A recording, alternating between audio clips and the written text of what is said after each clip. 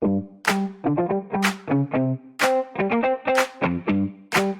to the Smart Stack, where we discuss the intersection of AI tools and teams. I'm Sara Goulder, and today we are with Vinod Kettay, CEO of Vectra. Welcome. Thank you, Sarah.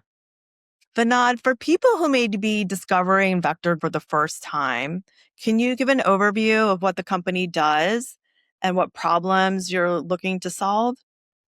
Sure. At Vectra, we are hyper-focused on solving an age-old problem in the manufacturing and the construction sectors. And this problem goes back to creating engineering drawings from 3D CAD models. To give you some more color on that, I'll share my screen and show you what I mean. So when you consider any company that's manufacturing physical systems, they may be cars, parts that go into cars, airplanes, or missile systems, even home appliances, even buildings, they're all mechanical systems. And what they all have in common is engineers have to design these systems using 3D computer-aided design software. And a 3D CAD model is kind of something that looks like this. But in order to actually manufacture those parts and systems, or construct a building for that matter, what you need are engineering drawings with all kinds of dimensions, datums, weld symbols, notations, a lot of information that's required to manufacture those parts. Same thing happens in the case of a building. Engineering drawings are needed to actually construct a building. They have a lot of dimensions and notations and so on. So this process has historically taken anywhere between 4 to 12 weeks at each phase of design for a company. And this is all done by engineers, and it's typically not a very creative process. And a lot of errors creep up during the design phase and the drafting phase, which is the task of creating engineering drawings. So this is the problem that we are solving. Was there a specific moment, maybe at GM or in your past experience, where you kind of realized that this was a real problem and one that you could solve? Like, was there an aha moment? And if so, when did that happen? A good question. So there wasn't really a single moment in time. This was something that just kept burning in my mind in the background over several years. And yeah, you could say the genesis of this goes back to my days initially at GM as an engineer initially, and then as a program manager for the Pontiac Grand Prix. So when I was launching the 2004 Grand Prix, we lost so many months in the process because engineering drawings had to be created to go into prototype 1 or 2 or production level design. And it just ate up weeks, and really nobody gave it a second thought. It was just accepted that this time would have to be spent, and we accepted it and went through our work. And incidentally, after I left GM, I started Vectra in its initial avatar as an engineering services company. And incidentally, a lot of the business we picked up was creating engineering drawings from 3D CAD models that our customers in the automotive space created. So this same problem over and over again. And we realized the lead time for this process was really long. There were a lot of errors in the 3D CAD models, which affected the drawing generation process. And even the drawings our team created were not consistent. And we spent a lot of time in correcting those errors. Our customers spent a lot of time in identifying those errors. And this all seemed normal, yet it was always chaotic, time consuming. And at some point, we computed internally at Vector that 25% of our workforce was consumed in making corrections to errors that really shouldn't have been there. Real quick, do you feel that those errors were there because of, poor technology or processes or just human error or It was combination? primarily human error when design engineers are working on creating 3D CAD models. they're working really fast. They don't have a lot of time and a lot of deadlines to meet, a lot of testing and other activities had to happen. And they made mistakes. And those mistakes in the 3D CAD models propagated into the engineering drawing creation process. And also, there was a lot of errors in the engineering drawing creation process because it's typically these inexperienced people that are allocated the work of creating engineering drawings. And if they're any good at all, they move up the organization into more creative roles like creating 3D CAD models. And really, the people that are not so good at it, they stay at this work for lengthy periods of time and they typically tend not to get that much better. And there is heavy reliance on human QC checks. And human QC checks are also only so effective because these QC people are working 7 days a week, 12 hours a day when they are launching new product because there's just so much checking that needs to happen. Yeah. And now with AI, it's kind of everywhere. And in this type of work, almost right really isn't acceptable because errors can happen kind of down the chain that you were just talking about.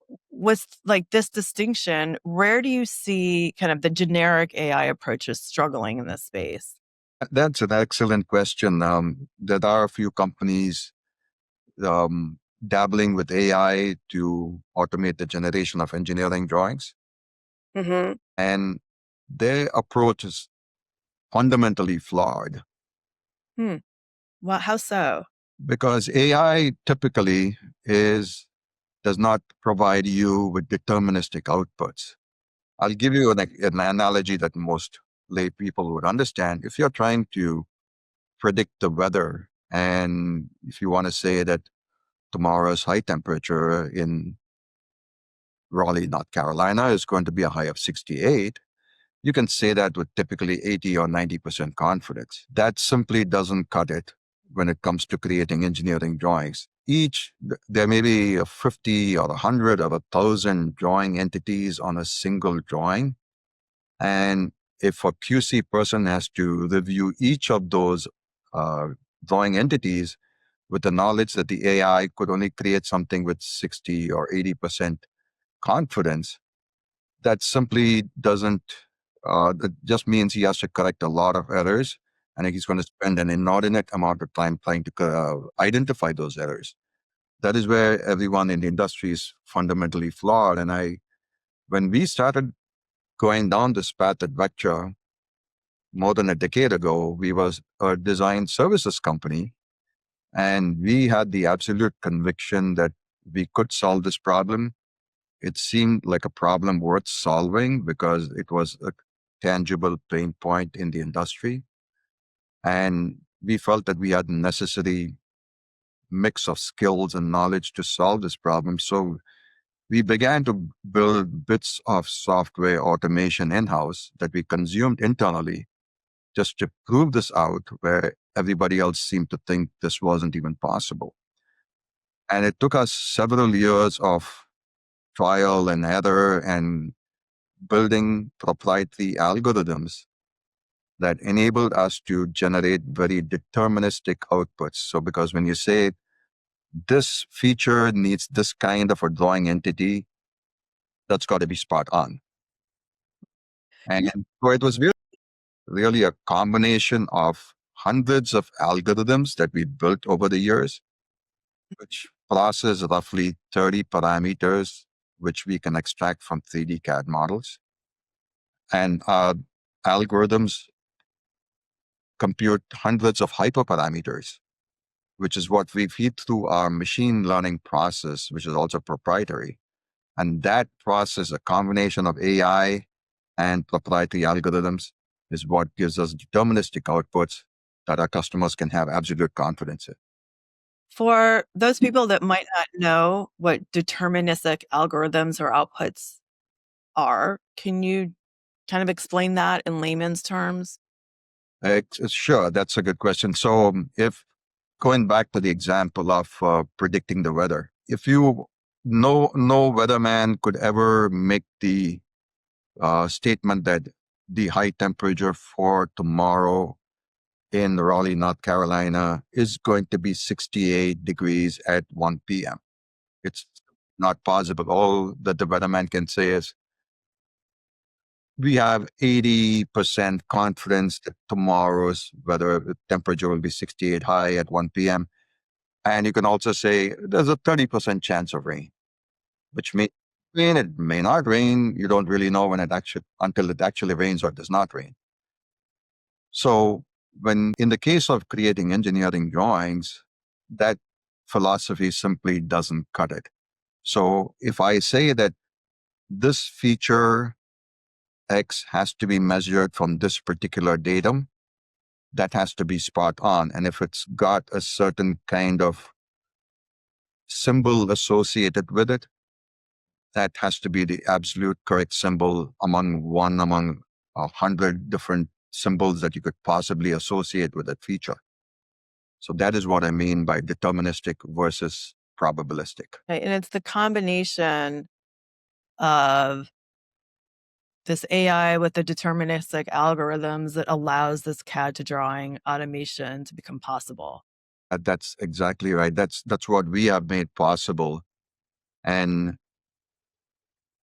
it's taken a lot of time, and it's a patent pending technology. And more importantly, people must recognize that every manufacturing company out there has their own drafting standards, not how they want their drawings to be formatted, what kind of symbols they want to use in association with various features. So that is, we had to make our architecture very configurable so that it's easily configurable for any customer in the manufacturing space. I know the first time we talked, you also mentioned that companies explored trying to do something similar and they just weren't able to make this work. What do you think they underestimated or didn't get about the problem that you were able to kind of overcome? Yeah, there have been some companies, big companies, including some of the CAD players who own all the major CAD platforms that have tried this. And the reason they failed is precisely because they started to tackle this problem using a pure AI approach.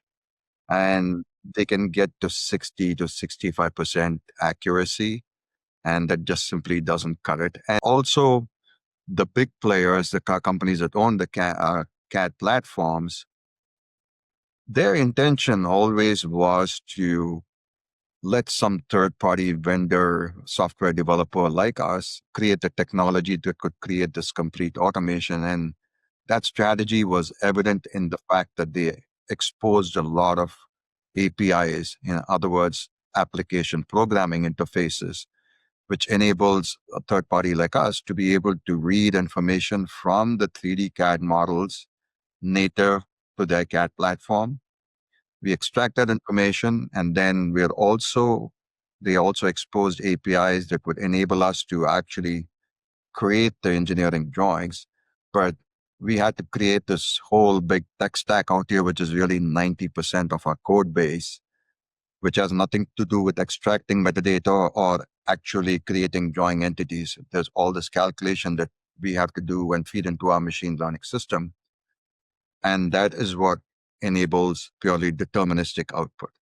And so that's where everybody else is focusing on using AI, and AI just isn't going to work in this particular case. They feel that if they feed more and more CAD data and ingest that into their machine learning system or AI system, it's somehow going to get better and better. It will get better, but it's never going to be close to 95 or 99% accuracy.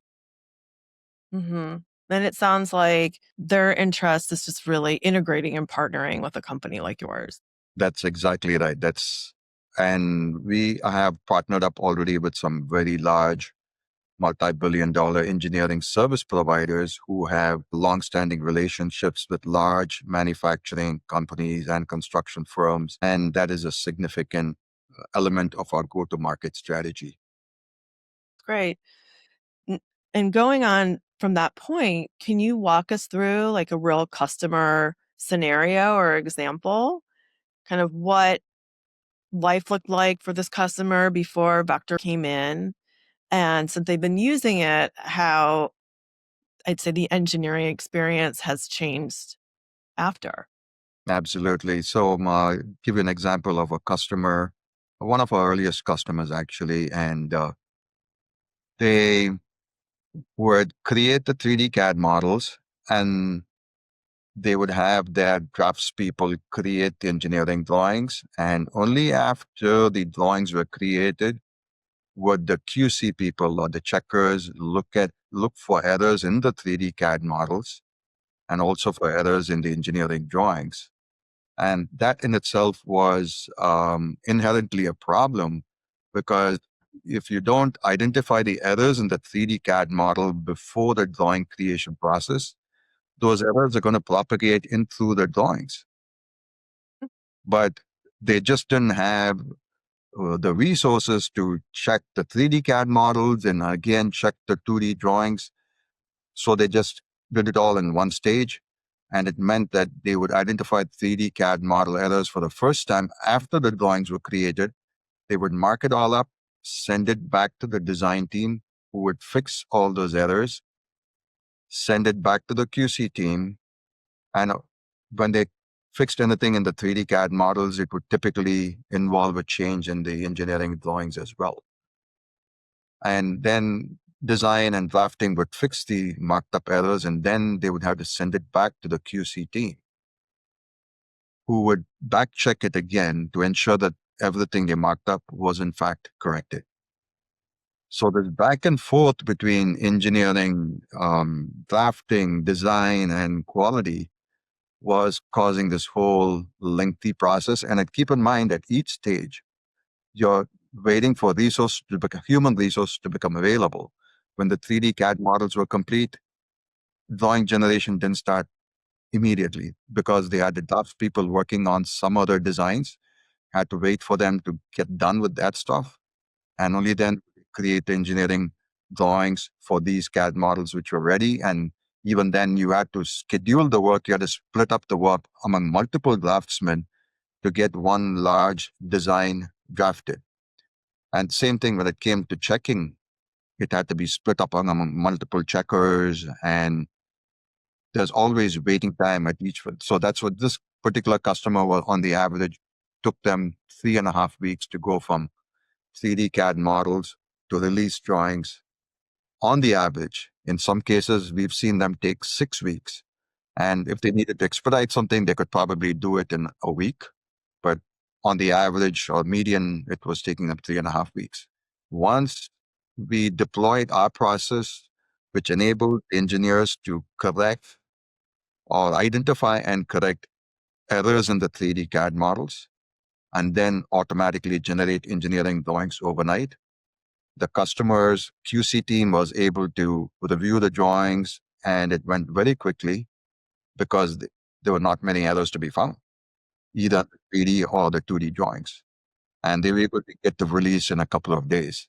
So that was a dramatic impact for them. I mean, this literally enables them to get paid earlier by their customers.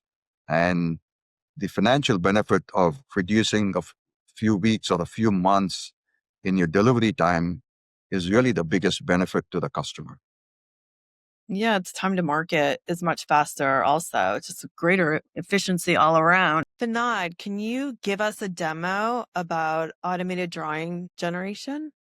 Well, I'd be happy to. Let me go back and share my screen again. Okay. So here you're going to witness a recording of live drawing generation, which was completed by our software. And this happens to be on the Creo CAD platform, which is owned by Parametric Technologies, and they're a major CAD player. So if I let this run, this kind of gives you a synopsis of what our software is doing in the background. It extracts feature information from the 3D CAD models. And then on AWS, it does a lot of computations in terms of figuring out where the datums are, what dimensions need to be shown, what feature control frames to use, and so on. and it sends an instruction set back to the CAD workstation. So this is an example of a 3D CAD model. It's a cast and machine component, and our software figures out where the datums need to be located, which features need to be dimensioned, with relative to what datum do they need to be dimensioned, what tolerance to use.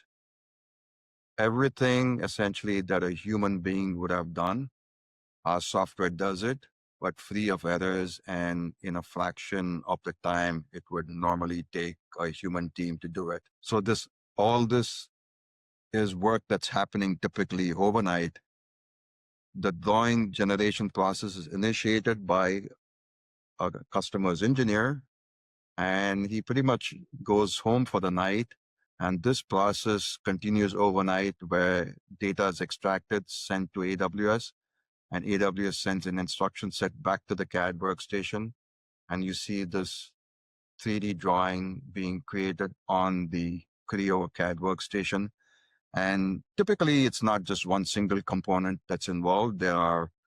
Could be 20 or 200 components in an assembly, and our software will analyze all of them at the same time and generate all the necessary drawings in an overnight, typically an 8-hour time period. So when the customers come back to work in the morning, the drawings are ready for them to review and do their final QC on. And these are typically very expensive CAD licenses. So our customers like it that it's being utilized when they are not actually using it, which means they don't have to buy more CAD licenses to do this kind of work. I hope that gives you a better sense of our automated drawing generation. It does. Thank you. Stepping back, kind of looking at manufacturing and engineering as a whole, we've been talking about one problem that Vector solves. Are you seeing any other trends in this market that are pushing companies to kind of rethink how they work or other types of technologies? Maybe something else that you're thinking about? There is a conscious um, move to try to start the concept initiation as near the launch date as possible, because that enables a manufacturing company to, for example, a car maker, to understand the latest trends in the market, the buyer behavior, and what technologies are out there to integrate into their next vehicle launch. So if you start that process 4 years before you plan to launch that car in the market, you're going to miss a lot of market cues and you're just going to be too late. But if you start 24 months ahead, you're going to have a very good chance of picking up all those cues and also have adequate time to test and develop and launch a product with high quality. So there is always the compression of lead time to market. And at the same time, there's also tendency to do more things digitally as opposed to doing them in the physical world. So in the beginning, in that kind of research stage, how do you see changes? Because I know focus groups are probably a big thing. So how are people getting answers to their questions? So yeah, the focus groups, those are an essential part of getting answers to what the customers, the preferences are, how much a customer is willing to pay for a certain type of product based on their market segment and so on. So those are critical in the car business. Whereas, interestingly, I read that Steve Jobs had a very different philosophy. He didn't want to do any customer focus groups because he said the customer doesn't know what the hell they want.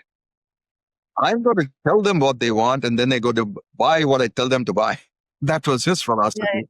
if you build it, they will come. It was that philosophy. Yeah, but that also implies that you really know your customer. They're doing their market research in other ways. They're just not doing focus groups. I think they look a lot at like user data. How are people using the phone? Where are Exactly. drop-offs? Things like Yeah. that. But there's also so much that is vision. People are using certain things in a certain way because that's what they've been given. But imagine Steve Jobs, even when everybody had these little flip phones and stuff, to come up with the idea of a smartphone which could run different types of apps doing all kinds of things. Nobody else had that vision. That's why they're still the leader in the market. And it's a cool design. And it is a good camera. I think the camera had a lot to do with it. Vinod, as the leader of your company, where are you spending the most time? And what are you seeing as your biggest challenge? Where we are today in our product evolution, we need to configure our software for each client's engineering workflow. So you can make the analogy with SAP. SAP has been around for decades, and everyone understands that SAP is not going to work out of the box for any customer. It has to be implemented and configured for their specific business workflows. And that is kind of where we are today. But we are not accepting the status quo. Our vision and really what we consider a holy grail is to get our platform to a state of auto configuration in the next 18 months, where we don't have to deploy 40 people to configure it for a new client. Our vision is to have a secure sandbox in the cloud where customers can upload their CAD files as references, both CAD model files and the drawing files. And it's our vision that our software will use AI, essentially unsupervised machine learning, to train itself to generate drawings which are compatible with that particular customer standards. In today's world, we are using supervised machine learning. That's why we have a team of people that need to configure it for each client. Um, Obviously, the fact that we need to configure it for each client slows down our sales velocity. It's not where it could be. And our goal is to really get it to where it can configure itself. And at that point in time, our go to market will also include packaging our software with CAD platforms, which dominate the market. It's great. And if you are going to take a look 2 to 3 years from now, and I think you kind of touched on this already, because there's kind of auto configuration for any type of client and gets the data and then produces the drawings that businesses need right away. I mean, that's pretty great. So if you get your software to be able to do that, in the next couple of years, like where do you envision Vector and how do you see it impacting the market? So my vision is that in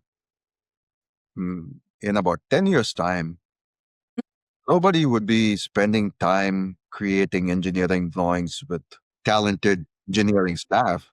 This is grunt work. Let the computers do that work.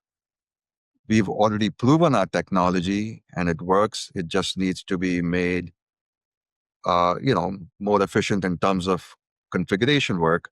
So I really see a big everybody in the world adopting this in the next 10 years.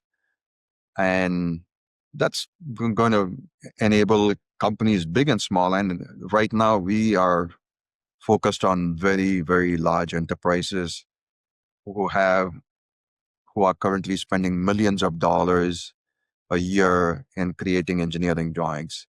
But we also realize that when you're selling to very big companies, the sales cycle is also very long. So to be able to get this into the hands of smaller companies, the auto configuration piece is very important. If somebody listening to this podcast should remember just one comment or idea from this conversation, what would you like them to remember? That's a good one. I would like them to remember that automated drawing generation is in a deterministic, accurate way is possible. And we have already proven that. And if somebody wanted to go to learn more about Vector or maybe even connect with you, where would the best place to go? Would go to our website. It's www.vectraglobal.com. And then they will find information to reach out to us. And we'd be happy to connect with them and speak with them. And honestly, today we are fielding more inquiries than we can handle, and we are kind of prioritizing those inquiries. We obviously are wanting to engage with companies that we can help in the short term, and the other companies we kind of keep them in a loop and keep them in the loop in terms of providing them with periodic updates, and we will reach out to them when we have the bandwidth to work with those customers. It's a good problem to have. Vinod, thank you for being on the Smart Stack. I enjoyed our conversation. Thank you, Sarah. I enjoyed it as well. Very insightful questions. All right. Take care. Thank you. You too.